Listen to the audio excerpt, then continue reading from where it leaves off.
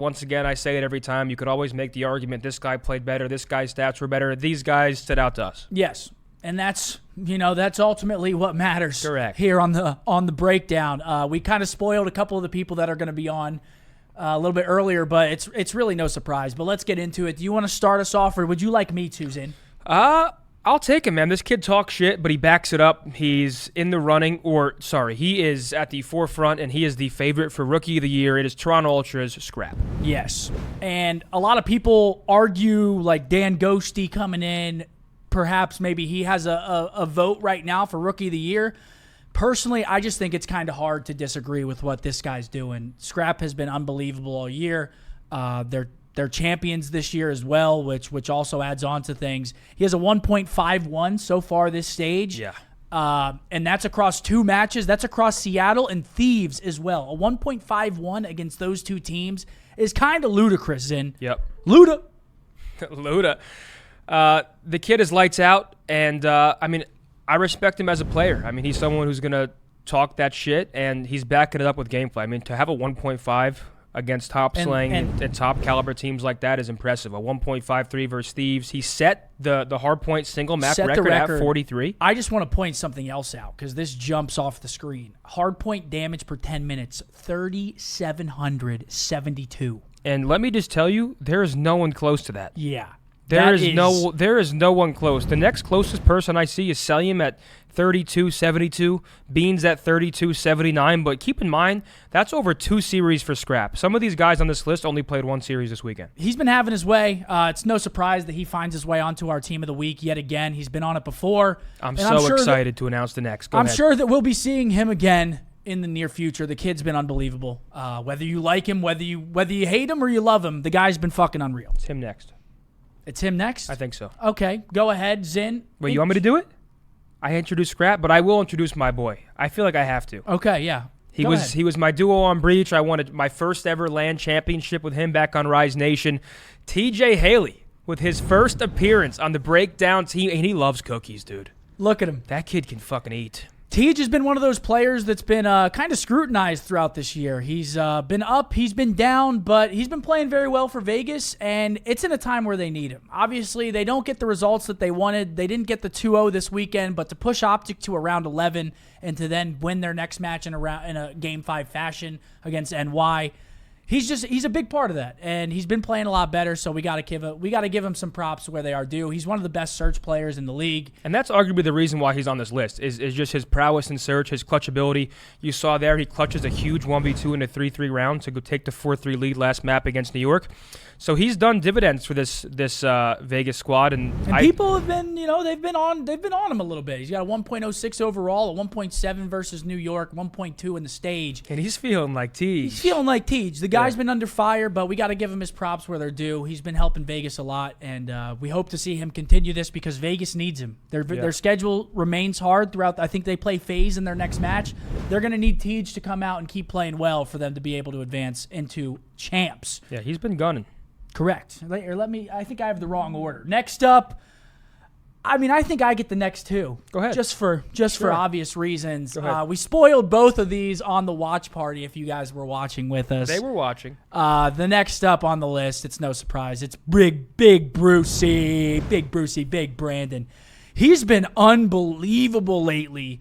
Maybe starting to make, a case for MVP at the end of this year. Today, I think he throws up 1.67 against FaZe. Yeah, that's not an easy team to slay against. Just absolute slammage. The kid, even in his post game interview, he just looks so locked. He looks like he's hitting a new level, and with the team around him, it looks like he's just playing some of his best COD right now. I'm not sure how much we can say about him. The kid can snipe. The kid can pop 3 when he walks into a hill. He's just that.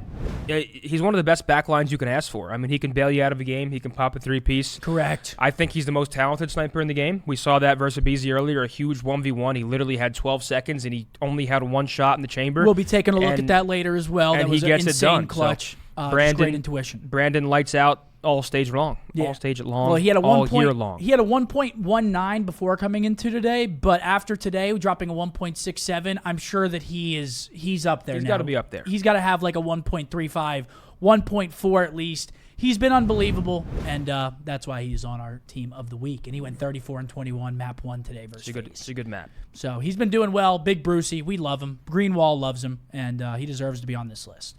You want me to get the last one as well? Or would Go ahead, man. It's all you. All right. I mean, it only makes sense. Another Optic member coming on to our team of the week. It's none other than Kyler, a.k.a. Garland. The kid has been locked. He loves to shoot his bots. The nuke. Today, yes, Hook the nuke. Today against FaZe, he comes in, drops a 1.24. And just, I swear, ever since really stage 3, he's been kind of unbelievable. Lights out for Optic. And it's no surprise that he finds himself on our team of the week. Yeah, and I talked about it on the watch party. It's like this kid has always been known for his raw gun skill and just flying around the map in AW and shitting on people, running around, has one of the best shots in the game. But I feel like we're seeing a new and improved Kyler. It's like he added that discipline to his locker where he knows when to turn it on and he knows when to slow down. And I feel like compared to the player we used to see, he was very up in your face, sometimes too aggressive. And now it feels like he's just playing picture-perfect God. That was really the tale of both of the SMGs on their team. Shotzzy and Kyler, both like everyone was getting upset because they'd overpush or they'd throw their lives or, they try to get too mixy at times. But right now they're playing perfect Call of Duty, and everyone's always said that those two make each other a lot better. And it's showing right now. I mean, Kyler been playing unbelievable. Huge match today. Congrats Look at that to him smile. Making that team of the week. And he's so about his business. He's humble. Honestly, one of the nicest kids in the CDL. So. And they're calling him the Atlanta FaZe boogeyman. He really is. He might be. I don't think people realize every time he plays FaZe, I swear he always turns up. Yeah. Even last year when he was on LAG, they let him walk for free. Sure. I mean, goodness gracious, the kid's unbelievable against the Tiny Tears, and he finds himself in our team of the week. But that is our team of the week. Look at him, Split dude. 5, week Bruce, 1. Tej. Bruce and Tej got a little duo ship there. I remember one time in a hotel room after an event, it was me, Tej, Dashy, and Blast. Cookies involved? Dude. I mean, I think Bruce ate like 4 Krispy Kreme donuts. TJ was hands deep in a peanut M&M bag. It was filthy activity. Yeah. And they were loving it. I mean, they love it. They all love it. We have a surprise MVP? A surprise MVP? The hell are we talking about? It's the fire extinguisher. It's the LAG fire extinguisher. Yeah, we'll also be taking a look at that earlier. A lot of people in the watch party, they didn't understand our reference whenever we were looking at some of the memes that were coming out from it, so we will take a look at that a little bit later. But he looks good. MVP of the day, the fire extinguisher in kitchen on hotel. Well, congrats to our breakdown team of the week, man. You guys went above and beyond. Once again, so many players that could have made it, but these guys were lights out, whether it be honorable Surge, mentions. We have a few. Clayster, obviously, birthday Eubanks, boy himself. Clay was frying. Clay has had a great weekend. Envoy, we were thinking about throwing Envoy on. He obviously, they start 0-2, so... I also want to shout out Nasty, too, of London. I know London right now, bottom of the barrel, definitely the worst team in the league. Nasty was doing his thing. Like, he's their diamond in the rough right now, where I feel like no matter what, no matter how poor they're playing, Nasty's still putting up numbers. He's been consistent. Yeah, the EU Scump. I wanted to highlight. He's better. I wanted to highlight Nasty. You're fucked up. And that's going to do it for the breakdown team of the week. Dude, put that fist down before I knock those fucking glasses off your head. Sorry. In game.